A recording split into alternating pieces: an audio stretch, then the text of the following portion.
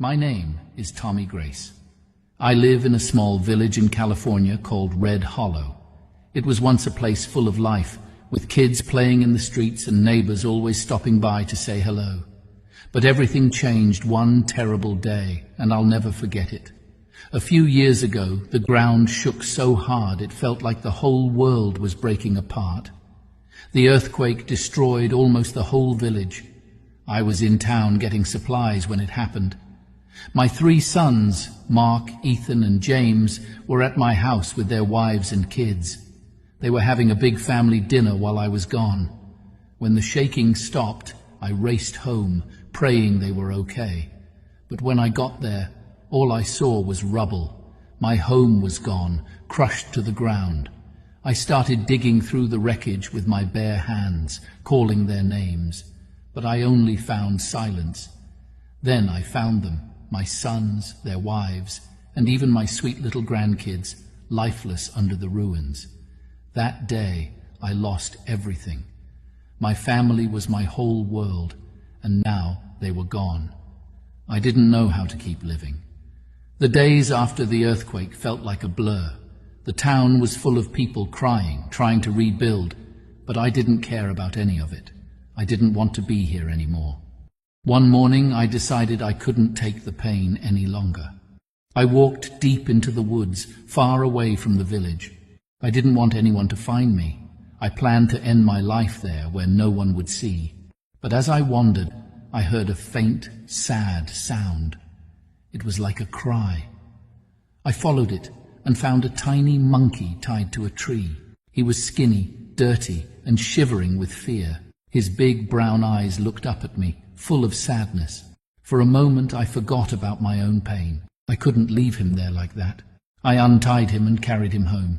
At first, the little monkey, who I named Buddy, was too scared to eat or let me come near him. He would hide in the corner and shake whenever I moved. But I knew what it was like to be scared and hurt, so I gave him time. Slowly, he started to trust me. One night, when I couldn't sleep, I found my father's old rusty violin, which had also managed to survive the earthquake. It was covered in dust, but I cleaned it up and strummed a few chords. I hadn't played in years, but the sound brought back memories of happier times. Buddy came out of his corner and sat near me, tilting his head as if he was listening. From that night on, I played the violin every evening, and Buddy always sat by my side. One day, as a joke, I gave him the violin, urging him to try his hands on it. He clumsily touched the strings, making silly sounds that made me laugh for the first time in ages. Over time, Buddy started to get better. His tiny hands learned how to pluck the strings, and soon he was playing real music. Now, Buddy and I perform together. We travel to nearby towns, sharing our music with anyone who will listen. People always say how special it is to see a man and a monkey making music together, but it's more than that.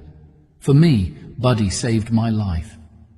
On the day I planned to leave this world, he gave me a reason to keep going. Every song we play is a reminder that even when everything feels lost, there's still a chance for hope, love, and light. So when you see Buddy and me, know this: we are 2 broken souls who found each other in the darkest of times. And together, we chose to keep living one note at a time. To everyone out there who think they have lost everything, know that God has other better plans for you. Tonight, I'll allow Buddy to play 3 pieces and bless your evening. Listen and be encouraged. Thank you.